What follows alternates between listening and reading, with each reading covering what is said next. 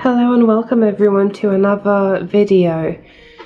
Today I thought I will light a little fortune candle and hope that it spreads to you through this video and you can feel its energy. Now to begin with, I thought I will share with you a video on how to cleanse your tarot cards and why we cleanse them. As Samhain is approaching, this is becoming a very popular time for divination. It is a good time to seek out new knowledge and learn something new. So yeah, let's begin with why do we clean our tarot decks? So if you get a new tarot deck, you might have some lingering energy on it, because every time someone touches it, energy can transfer, and at times it may not even match your energy. So it's important, if you do have a new deck, that you basically take it out and cleanse it. Now, another reason for cleansing is when you read for other people. Because when you gain permission to read for another person, you're essentially tapping into their energy. You're allowing this energy to transfer between the tarot deck and yourself. So after these sort of readings for other people, you should ideally cleanse your deck again completely and yourself, because sometimes energy can just latch onto you.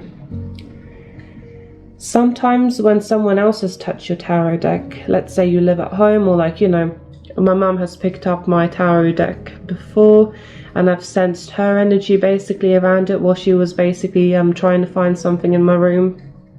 So this is basically, I told her I'm not really comfortable with anyone else touching my tarot deck, and she fully understood, and she was like, yeah, sure, fine, I did touch your tarot deck. And basically I just cleansed it. Now sometimes I think when you live with someone who does understand the sort of spiritual practice, that you do let them know basically whether or not you are comfortable with them touching your tarot deck, because I know everyone is quite specific when it comes down to their magical tools and tools of divination.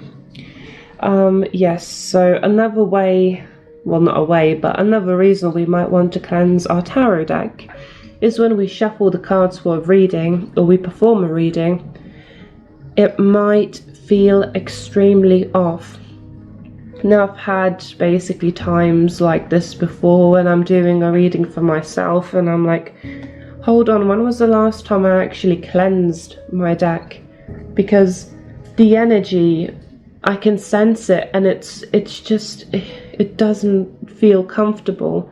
Because a lot of times I feel that with your tarot deck, you should feel very confident when doing a reading and very comfortable. Like my cards, doesn't matter whether my reading is negative or positive, I often feel very comforted and comfortable when doing a reading. Right, so now let's just get into basically cleansing your tarot deck. The best way to cleanse your tarot deck, if you're in a broom closet or you don't want your partner to find out the sort of thing, is simply by having some incense. Not only does it make your home smell really nice, but also it can protect and clean your area, your magical tools, and more importantly, your tarot deck. So some of the most popular incenses for cleansing and protection is lavender. You can use jasmine, sandalwood, sage, and also frankincense. Now, when thinking about cleansing and incense, you can even light up an incense while you're doing your reading just for protection. Now, when you do a card reading, you tap into the spiritual realm and you sort of make this bridge, meaning that different entities and energies can move around it as well as across it. So it's important to also have protection, whether it's having protective crystals around your table and around your area, or it's literally lighting up some incense. Now you can use also the moon to cleanse your tarot deck. Simply place it on a windowsill and allow the full moon to put its energy into your deck. Opposite way, you can use even sun. When it's a nice sunny day, again, place it on a windowsill if you're not comfortable with leaving your deck outside.